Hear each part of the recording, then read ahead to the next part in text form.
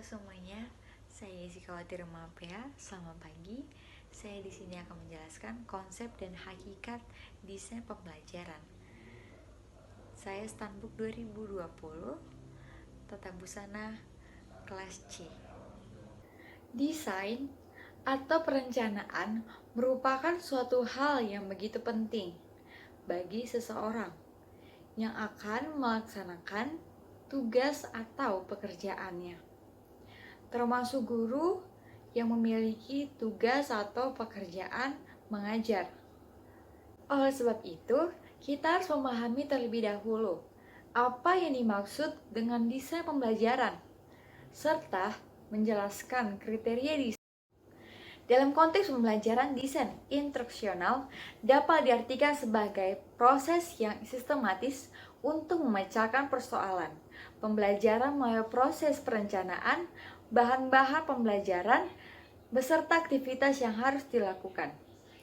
Perencanaan sumber-sumber pembelajaran yang dapat digunakan serta perencanaan evaluasi keberhasilan. Menurut Gartner, belajar seorang dapat dipengaruhi oleh dua faktor, yakni faktor eksternal dan faktor internal. Faktor internal adalah faktor yang berkaitan dengan kondisi yang dibawa atau datang dari dalam individu siswa, seperti kemampuan dasar, gaya belajar, minat dan bakat, serta kesiapan setiap individu yang belajar. Faktor eksternal adalah faktor yang dapat dari luar individu, yakni berkaitan dengan penyediaan kondisi atau lingkungan yang didesain agar siswa belajar.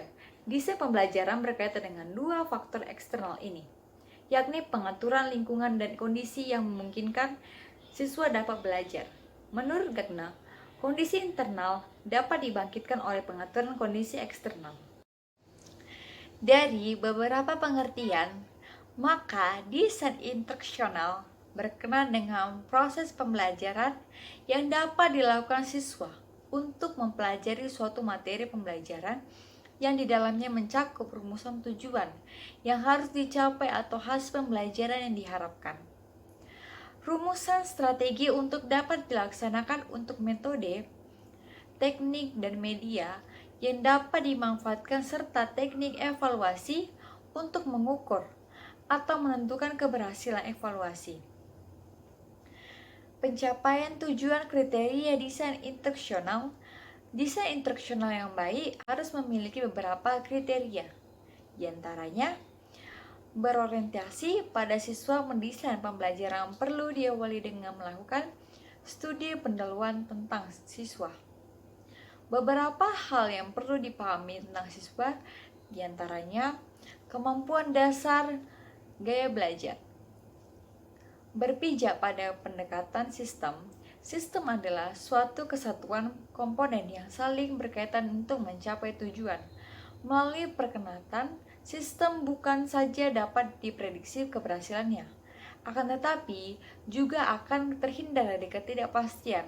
Hal ini disebabkan melalui pendekatan sistem.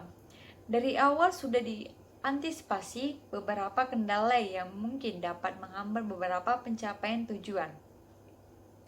Teruji secara empiris. Perhubungan, perencanaan, dan desain pembelajaran perencanaan pembelajaran atau lesson plan. Perbedaan dengan desain pembelajaran atau instruksional design. Namun, keduanya memiliki hubungan yang sangat erat sebagai program pembelajaran.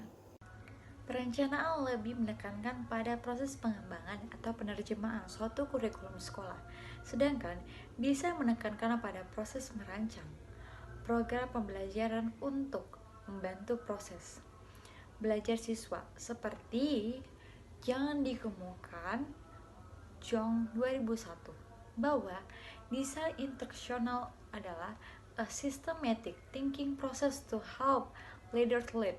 Dengan demikian, pertimbangan dalam menyusun dan mengembangkan sebuah perencanaan pembelajaran adalah kurikulum yang berlaku di suatu lembaga, sedangkan pertimbangan dalam menyusun dan mengembangkan suatu desain pembelajaran adalah siswa itu sendiri. Sebagai individu, yang akan belajar dan mempelajari bahan pelajaran. Model-model desain instruksional 1. Model KIP. Model desain sistem instruksional yang dikembangkan oleh KIP merupakan model yang membentuk siklus. Menurut KIP, mengembangkan desain sistem pembelajaran terdiri atas komponen-komponen yang dikembangkan sesuai dengan kebutuhan, tujuan, dan berbagai kendala yang timbul. Komponen-komponen dalam suatu desain instruksional menurut KIP adalah A. Hasil yang ingin dicapai, B. Analisis tes mata pembelajaran, C. Tujuan belajar, D. Aktivitas belajar, E. Sumber belajar, F. Layanan pendukung, G. Evaluasi belajar, H. Tes awal, I. Karakteristik belajar. Model Banality. Model ini memandang bahwa penyusunan sistem instruksional dilakukan melalui tahap-tahap yang jelas terhadap 6 tahap dalam mendesain suatu program belajar, yakni A. Menganalisis dan merumuskan tujuan, baik tujuan mengembangkan sistem maupun tujuan spesifik. Tujuan merupakan sasaran dan arah yang harus dicapai oleh siswa atau pembelajaran didik. B. Merumuskan kriteria tes sesuai dengan tujuan yang hendak dicapai. Item tes dalam tahap ini dirumuskan untuk menilai perumusan tujuan. Melalui perumusan tes dapat meyakinkan kita bahwa setiap tujuan ada alat untuk menilai keberhasilannya. C. Menganalisis dan merumuskan kegiatan belajar, yakni kegiatan mengidentifikasi seluruh kegiatan belajar mengajar, menilai kemampuan penerapan sesuai dengan kondisi yang ada, serta menentukan kegiatan yang mungkin dapat diterapkan. D. Sistem, yaitu kegiatan menganalisis sistem, menganalisis setiap komponen sistem, mendistribusikan dan mengatur perjalanan. PPSI, prosedur pengembangan sistem instruksional. Model PPSI adalah model yang dikembangkan di Indonesia untuk mendukung pelaksanaan kurikulum 1975. PPSI berfungsi untuk mengidentifikasi, perencanaan, dan melaksanakan program pengajaran secara sistematis untuk dijadikan sebagai pedoman bagi guru dalam melaksanakan proses belajar mengajar. PPSI terdiri dari 5 tahap, yakni merumuskan tujuan, yakni kemampuan yang harus dicapai oleh siswa. Ada 4 syarat dalam perumusan tujuan, yakni tujuan alas operasi, artinya tujuan dirumuskan harus spesifik dan dapat diukur. Bentuk hasil belajar bukan proses belajar, berbentuk perubahan tingkah laku.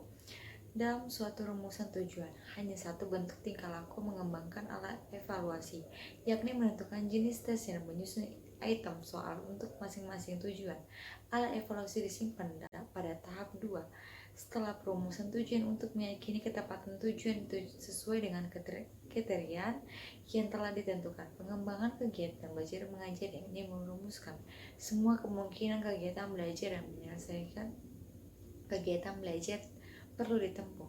Mengembangkan program kegiatan pembelajaran, yakni merumuskan materi pembelajaran, menetapkan metode, dan memilih alat dan sumber pembelajaran.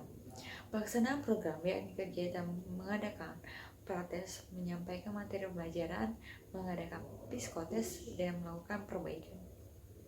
Sekian dan terima kasih. Saya Jessica Termapea. Lebih dan kurangnya mohon maaf atas kesalahannya. Terima kasih.